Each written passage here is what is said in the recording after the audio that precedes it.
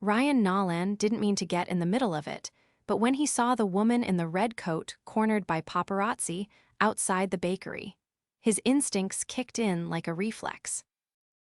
"Hey," he barked at the photographers, stepping in front of them with one arm protectively outstretched toward the woman. "Back off. What the hell is wrong with you?" The cameras clicked wildly, some of them now pointed at him, but Ryan didn't budge. His broad shoulders blocked her entirely from view as he glared down the nearest guy. "She said no pictures." The woman behind him let out a breath, shaky but grateful. "Thank you," she said quietly. Ryan didn't turn around. "Come on, let's get you out of here," he said, reaching back to gently take her hand. He didn't think twice there was something in her eyes, this kind of panicked sadness, and he'd seen that look before. In his daughter, Tessa, the first time she had to visit her mom's grave. He pulled the woman along the sidewalk, weaving through the crowd, leading her across the street and around the corner until the flashing cameras and shouting voices were gone. Only then did he stop in front of the bookstore where he worked part-time, still holding her hand. "You okay?" he asked, turning to face her. She looked up at him, eyes wide, cheeks flushed.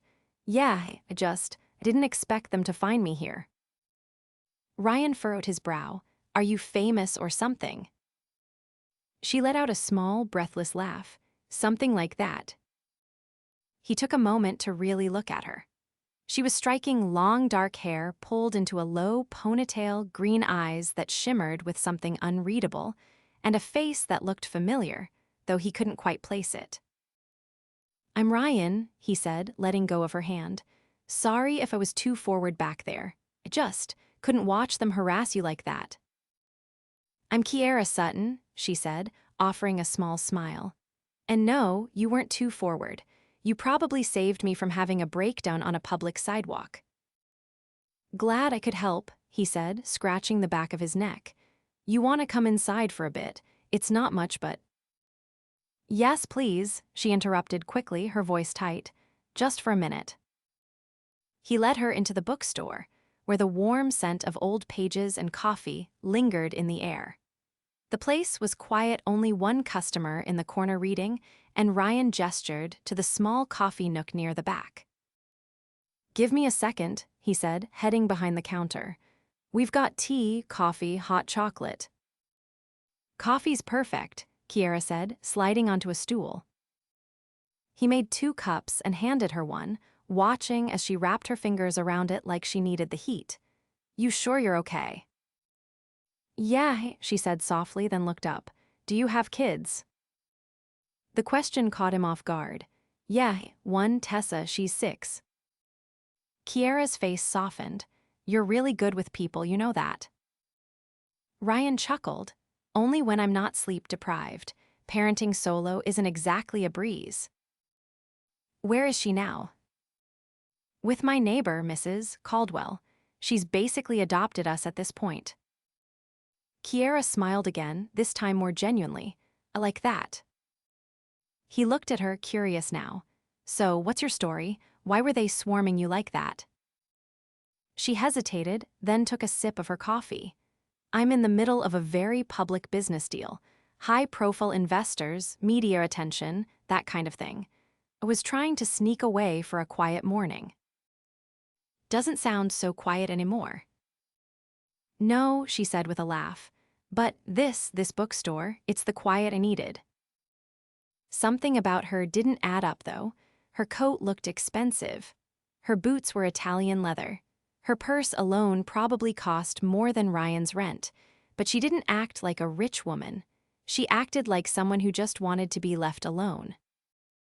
He didn't push. Part of him didn't want to know. Maybe if he didn't know who she really was, he wouldn't ruin it. They talked for a while about books, about Tessa, about the weirdest customer requests he'd ever gotten. She laughed at all his sarcasm, and he found himself watching the way her eyes lit up when she smiled. Eventually, her phone buzzed. She glanced at it and sighed. "I have to go, but thank you, Ryan, for everything." He nodded, "Anytime." She hesitated, then pulled out a sleek black business card. In case you ever need anything. Really. He took it but didn't look at it, just smiled and said, "Take care, Kiera." She left and Ryan stood there for a moment, trying to figure out what the hell just happened. Then he looked down at the card. Kiera Sutton, CEO, Sutton Lux Investments. His breath caught. He'd just shielded a millionaire from paparazzi. And she'd smiled at him like he was the only person in the world. That night, after tucking Tessa into bed with her favorite stuffed bunny, Ryan sat at the kitchen table and stared at the card again. What was someone like her doing in a place like this, and why did she look at him that way? The next morning, she came back. "I owe you breakfast," she said, holding up a bag from the most expensive cafe in town, and Ryan couldn't help but notice she was wearing sunglasses and a hat this time. "You didn't have to," he said, stepping aside so she could come in. "I wanted to." They sat in the back again, eating croissants and drinking the coffee she brought. She asked about Tessa. He asked about her favorite books. She didn't talk about her business, and he didn't ask. It became a routine. Every other morning, she'd show up with breakfast and a smile, and they'd talk like they'd known each other for years. Tessa met her a week later, Mrs. Caldwell had an appointment, so Ryan had to bring his daughter to the shop for an hour. Kiera crouched down, smiling warmly. "Hi, Tessa. I'm Kiera." Tessa blinked at her, then looked at her dad. "She's really pretty." Ryan laughed. "She's also standing right here." Kiera grinned. "Thank you, Tessa. You're very pretty too." Tessa beamed and climbed onto the stool beside her like they were already best friends. Kiera read to her, helped her draw a picture of a unicorn, and when she left that day, Tessa asked if she was coming back tomorrow. Ryan didn't know what was happening, but every time Kiera walked through that door, the world felt a little less heavy. He didn't know how someone like her ended up in his life. But he was starting to hope she'd stay.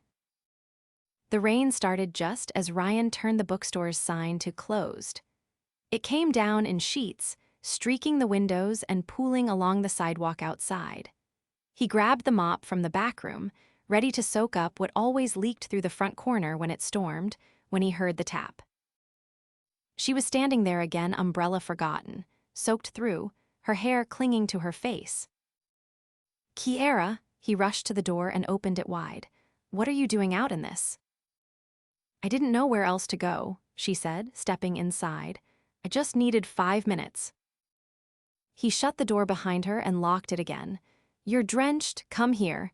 He grabbed the extra flannel shirt from the coat rack and handed it to her. "It's clean, I swear." She didn't argue. She peeled off her wet jacket and slipped into the shirt, rolling the sleeves up over her wrists. It hung loose on her, but she wrapped it around herself like armor. "I was at a meeting uptown," she said, brushing her damp hair back. "Someone leaked details to the press. Next thing I know, reporters are waiting outside the building like sharks."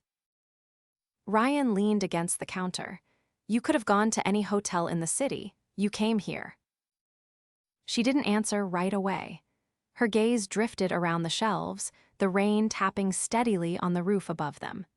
"Because this is the only place that doesn't expect anything from me or try to own a piece of me." He didn't know what to say to that, but the way she said it quiet, worn down, it hit him in a place he hadn't felt in a long time. "Sit," he said finally, nodding toward the worn leather armchair near the fireplace. He lit it, the gas flame flickering to life, and grabbed 2 mugs from behind the counter. "I'm sorry I just showed up," she said as she sank into the chair. "I'm not." He handed her the mug and sat on the ottoman across from her. "You don't owe me an explanation." "I think I do," she said, watching the fire, "because I haven't been completely honest with you." His fingers tightened on the mug's handle, but he kept his tone even. "I figured there was more to your story." "I'm not just in the middle of a business deal," she said. "I'm the one running it. Sutton Lux is in talks to acquire a real estate conglomerate. It's messy. Someone leaked our offer, and now everyone's trying to tear me apart. He studied her face. Why tell me this now? Because, don't want you to think I'm hiding from you. I don't care about your money, Kiera. I care that you're standing in my shop, soaking wet, looking like you haven't slept in a week. She blinked, eyes glassy. I haven't. Then you're staying here tonight. I've got soup in the back and a couch upstairs. No arguments. Her lips parted, surprised. You live here. Only part of the time. The owner lets me use the loft when I have Tessa overnight and can't get a sitter. It's not fancy, but it's warm and dry. She hesitated. I don't want to intrude. You're not. After a moment, she nodded. Okay, just tonight. Later, upstairs, Ryan stirred the pot of lentil soup while Kiera sat at the small kitchen table in his flannel shirt and a pair of borrowed sweatpants. She'd towel-dried her hair, and he'd never seen her look more real. My mother used to make soup like this, she said quietly. You close with her. She passed away 3 years ago. He glanced over, sorry. She ran her own company, started with nothing. She built everything from scratch. I wanted to be like her, but lately, I don't know if I'm chasing her dream or running from my own. Ryan ladled soup into 2 bowls and set them down. What was her dream? To build something that lasted, something that mattered, but she also knew when to stop. She always said, you can own the world, but if there's no one to share it with, what's the point? They ate in silence for a while, the storm outside softening to a steady drizzle. When Tessa stirred in her sleep from the room down the hall, Kiera looked toward the door. She's a good kid. She's everything, Ryan said simply. You do it all alone. Since her mom died, yes. Kiera's gaze lingered on him. You make it look effortless. It's not, but I don't have the luxury of falling apart. She stood, walked to the small window, and looked out at the city lights. Maybe we both forgot how to lean on someone else. He rose and joined her, close enough to feel the heat from her skin. It's not weakness, letting someone in. She turned to face him, and for a long moment, neither of them moved. Then her hand reached up, fingers brushing his jaw. I should go to sleep, she whispered. Yeah. But neither of them moved. I don't know what this is, she said, voice low, but I haven't felt this, safe in a long time. He stepped back just enough to give her space. Then stay as long as you need. She didn't kiss him, he didn't ask her to. But the space between them shifted, something unspoken humming in the quiet. That night, she slept on the couch under a quilt that had belonged to Ryan's grandmother, and he sat by the window with a book he didn't read, listening to her breathing soften in the dark. In the morning, he found a note on the kitchen counter. Had to go, but I'll be back, Kay. And beside it, a paper bag with fresh pastries and a folded receipt from a cafe across town he couldn't afford. He smiled despite himself, then glanced at the slip of paper again.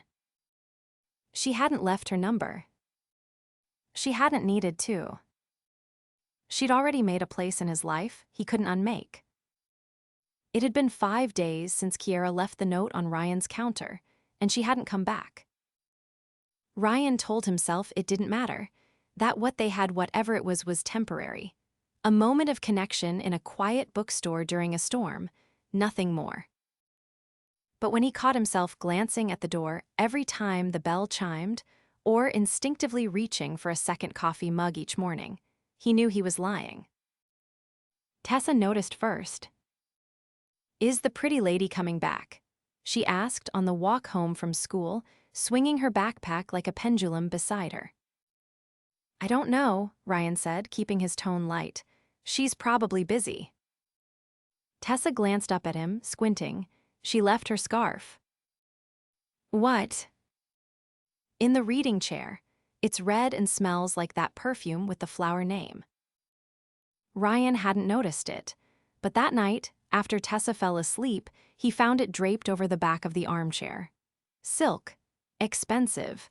It still held the faint trace of something elegant and unfamiliar. He folded it carefully and placed it in the drawer of the counter.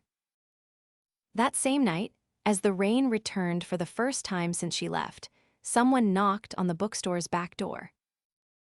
Ryan opened it without thinking.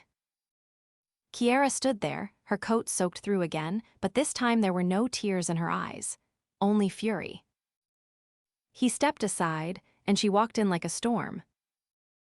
"You're not answering your phone," she said, pulling down her hood. "I didn't know you called." "I didn't, but I wanted to, about 15 times. Ryan stood still, the low hum of the shop's heater the only sound between them. "I messed everything up," she said. "The deal fell through. Someone on my board went behind my back, investors pulled out, and now they think I can't handle it." He didn't flinch. "Can you?" Her chin jerked up. "Yes, but I'm tired of fighting to prove it." "You didn't come here to talk about business." "No," she said, softer now. "Came because I wanted to see you." "You disappeared." "I had to go to London. Emergency negotiations. I didn't want to say goodbye again." "You didn't say it the first time." "I know." The silence stretched. "I wore your shirt," she added suddenly, her voice cracking just enough to betray the emotion she'd been holding back. "On the flight. I didn't even pack a bag. I just flew out wearing your stupid flannel, and I kept thinking about that night." He didn't move. "I don't do this," she said. "I don't show up at men's doors. I don't feel like this." Ryan crossed the space between them in 2 strides. "Then don't call it anything, just be here." Her breath caught as he reached for her hand. She laced her fingers with his without hesitation. "I don't care if the deal's gone. I don't care if the press calls me a failure. If I lose everything tomorrow, I just want to be standing next to someone who sees me, not the empire, not the money, just me." "I saw you the second you walked into my bookstore like a hurricane," he said, "and I haven't stopped seeing you since." She leaned into him, and when her lips met his, it wasn't slow or tentative, it was a release. Days of waiting, of wondering, of wanting. She tasted like rain and heartbreak, and something he didn't realize he'd been missing.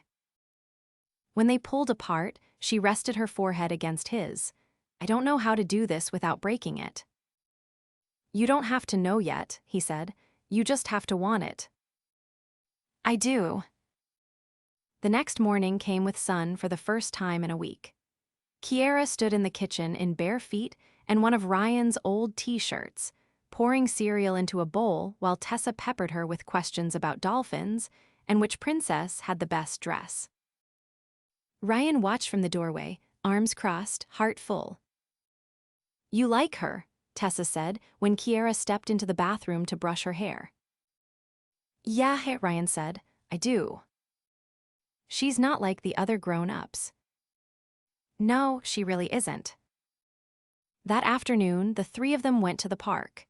No cameras, no boardrooms, just a picnic blanket, a bag of chips, and Tessa's knockoff kite that wouldn't fly more than 6 feet. Kiera laughed louder than he'd ever heard her, barefoot in the grass, hair loose and windblown. Later, when Tessa ran ahead to chase a squirrel, Kiera turned toward Ryan. "There's something else," she said, eyes steady on his. He waited. "I was going to move, Paris. That was the plan before I met you." "Is it still the plan?" "I don't know, but for the first time, I'm not sure I want it." He took her hand. "Then don't decide today. Just stay until it stops feeling temporary." She nodded, and he saw something shift in her expression. Not fear, not hesitation. Hope. That night, she tucked Tessa into bed, brushing the girl's hair away from her forehead and whispering something Ryan couldn't hear. He watched from the hallway, arms folded across his chest, not guarding, just holding it all in place. When she stepped out, she leaned against the doorframe beside him. "She's incredible," she said. "She is. I want to be around, if that's okay." He looked at her, every sharp edge in his chest softening. "It's more than okay." She smiled, the kind that wasn't practiced or polished, just real. And in that moment, Ryan knew exactly what he wanted. Not just her. All of it. Kiera stood behind the podium at the investor summit, her voice steady as she detailed the restructuring plans for Sutton Lux. The room was filled with sharp suits and sharper eyes, but she didn't flinch. She'd spent the last week rebuilding her foundation, not just the company, but herself. "Effective immediately," she said, gaze sweeping the crowd. "We will be shifting our investments towards sustainable development, housing initiatives, and small business revitalization. This isn't just a pivot, it's a promise." She stepped down to a ripple of murmured approval. Her assistant, Lena, met her at the edge of the stage with an anxious expression. "The press wants a statement," Lena said quietly. "They'll get one tomorrow. Right now, have somewhere to be." Kiera didn't wait for a response. She moved swiftly through the back exit, heels clicking against the marble, and slid into the waiting car. She gave the driver an address in Brooklyn she now knew by heart. By the time she arrived, the sun had already begun its descent, casting long shadows across the quiet street. The bookstore's windows glowed with golden light. The closed sign flipped even though it was only late afternoon. She knocked once, then let herself in with the spare key Ryan had given her 3 days earlier.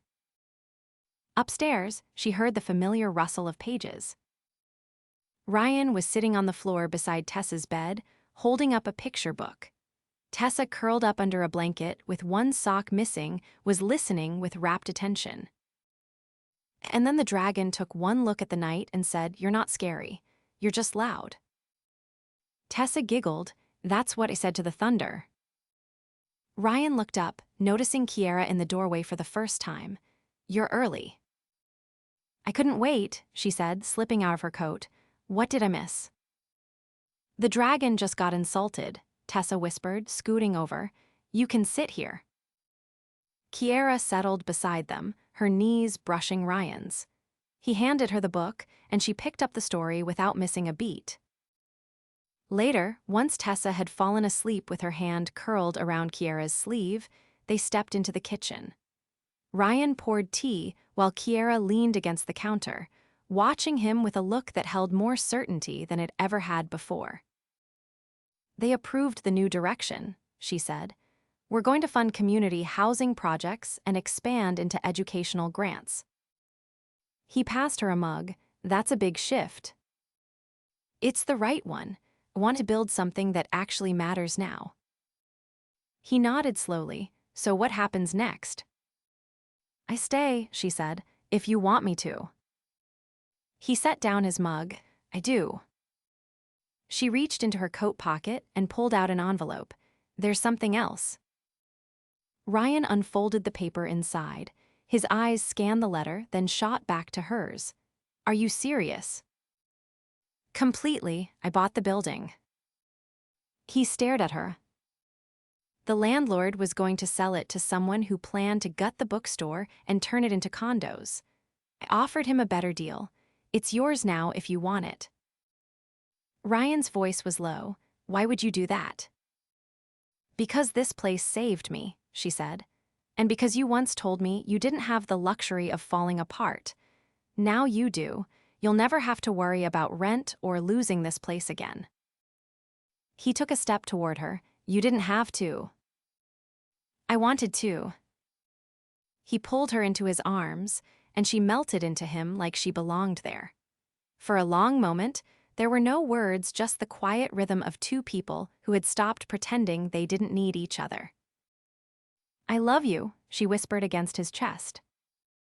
His hand slid to her jaw, tilting her face up. "Say it again." "I love you." And then he kissed her slow, sure, and full of all the things they hadn't said in the weeks they danced around their feelings. The next afternoon, they stood in Prospect Park beneath an arch of wildflowers, surrounded by only a few close friends. Tessa wore a crown of daisies and held both their hands as they exchanged vows, simple, heartfelt, and free of fanfare. No reporters, no gold-plated invitations, just the three of them promising forever. Afterward, they walked back to the bookstore, where Lena and Mrs. Caldwell had transformed the space with strings of lights and long tables lined with food. Jazz played softly from the speakers, and Tessa twirled between the shelves in her flowered dress. Ryan raised a toast. "To unexpected beginnings," he said, "and to the woman who walked into my life and turned the quiet into something I never want to live without." Kiera reached for his hand, to never needing to run again. He leaned in, brushing his lips across her temple. "You're home." That night, after the last guest had gone and the lights had been dimmed, Ryan carried Tessa upstairs while Kiera tidied the last of the plates. When she stepped into the loft, he was already waiting, holding out his hand. She took it, letting him pull her close. "I never thought this would be my life," she said softly. "Me neither, but I wouldn't trade it for anything." She rested her head against his chest. "Not even a private jet." He laughed. "I've got everything I need right here." And in the quiet that followed, with the city humming softly outside and their daughter sleeping peacefully down the hall, Kiera finally let herself believe it. The life she'd built, the empire she'd chased, all of it meant nothing without him. Without them. And in that moment, she knew she hadn't just fallen in love with a man who shielded her from cameras. She'd fallen in love with the life she never knew she needed. The smell of cinnamon and warm bread drifted through the bookstore as Ryan stepped off the last rung of the ladder, hands dusty with flour. Kiera stood in the middle of the shop, barefoot on the wooden floor, holding a clipboard and squinting at a list of vendors with her brow furrowed. "I still think the bakery cart should go by the window," she said without looking up. "That way people walking by get hit with the smell before they even open the door." Ryan glanced toward the front. "You're turning this place into a trap." "Exactly," she replied, finally meeting his eyes. "A delicious, irresistible one." He crossed the room and took the clipboard from her hands, setting it on the counter. "You've been going nonstop since 7. "I'm fine," she replied, brushing her hair back with the back of her wrist. "No, you're buzzing like a kettle about to scream." Kiera let out a breath and leaned against the counter. "I just want everything to be perfect." "It already is." "I mean, for the opening, the expansion. I want it to feel like a place people come to escape, not just to grab a book and leave." "It already does that, because you're here." She tilted her head. "You always know exactly what to say. It's annoying." He leaned in, brushing his lips against her cheek. "You married me anyway." Kiera smiled, the kind that came when she wasn't overwhelmed thinking about floor plans or suppliers. "Because you make me feel like can actually breathe." Outside, the soft clatter of a key in the lock announced Mrs. Caldwell, who stepped in holding a bag of groceries and a pair of sparkly sunglasses perched on her nose. "I have your child," she declared dramatically, "and she insists on starting a lemonade stand in front of the bookstore." Ryan looked behind her to see Tessa following with a plastic pitcher and a determined expression. "It's February," Kiera said, blinking. "Who's going to buy lemonade?" Tessa shrugged. "People who are thirsty." Mrs. Caldwell gave a theatrical sigh. I told her it was a doomed enterprise, but she said, and I quote, "Businesswomen don't wait for good weather." Kiera laughed. "Remind me to trademark that." Ryan crouched next to Tessa. "Lemonade stand, huh?" "It's for the pet shelter," she said, holding up a hand-painted sign that read, $1 equals one tail wag. Kiera bent down beside them. "You're going to make a better CEO than I ever was." Tessa looked between them. "Can I be your boss?" Ryan gave her a mock salute. "You already are." After the groceries were unpacked and Tessa's stand was set up under a borrowed umbrella, Ryan and Kiera stepped outside to watch. A neighbor dropped a $5 bill into the jar without taking a cup, ruffling Tessa's hair on the way out. Another couple ordered 2 glasses and posed for a photo with the sign. Kiera leaned her head on Ryan's shoulder. "Look at her. She's turning strangers into customers and customers into friends." "She gets that from you." She turned her head to look at him. "No, that's all you. You're the heart of this place." He slid his fingers through hers. "We both are now." Later that evening, after the stand was packed up and Tessa was busy coloring at the back of the shop, Kiera pulled Ryan aside into the office they'd converted from the old supply closet. "I got another offer," she said, closing the door behind them. He looked up, waiting. "Paris," she continued. "The firm I turned down last year circled back. They want me to head their European expansion." Ryan didn't flinch, but his hands steadied on the desk. "Do you want to take it?" She stepped closer. "I thought I did. I thought saying no the first time meant I was giving up ambition or proving the press right. But I don't feel like I'm walking away from anything anymore." "What do you feel like you're choosing?" "You, Tessa, this life. I don't need a city skyline to feel powerful anymore." He reached behind her, shutting the file drawer. "Then why tell me?" "Because I want you to know I'm choosing this. Not because it's easier, but because it's mine, ours." He pulled her into him, his hand resting on the small of her back. "You always had a choice, Kiera. I'm just glad it's me." She kissed him slowly, without urgency, like they had all the time in the world. Because now they did. By spring, the bookstore had transformed. The new cafe corner was open, the shelves had expanded to include a children's section curated by Tessa herself, and the Saturday storytelling hour was completely booked out weeks in advance. One morning, as Ryan set out fresh croissants and Kiera arranged a new shipment of poetry books, Tessa burst through the door holding a letter. "I won," she shouted, waving it above her head. Ryan bent down to read it. "First place in the community art contest." "They're hanging my painting in City Hall." Kiera dropped the stack of books and wrapped her daughter in a hug. "We're celebrating tonight." "Pizza and dancing?" Tessa asked. "Pizza and dancing," Ryan confirmed. That night, under soft string lights on their rooftop, the 3 of them danced to a scratchy old record player. Tessa twirled with her arms wide, laughing as Kiera spun her. Ryan watched them, hands tucked in his pockets, eyes full. Kiera walked over, sliding her arm through his. "Still think all of this was temporary?" she asked. He kissed her forehead. "I think I never knew what permanent looked like until you walked in." She rested her cheek against his shoulder. "You gave me a life that doesn't need rescuing, just living." And so they did. Together, always.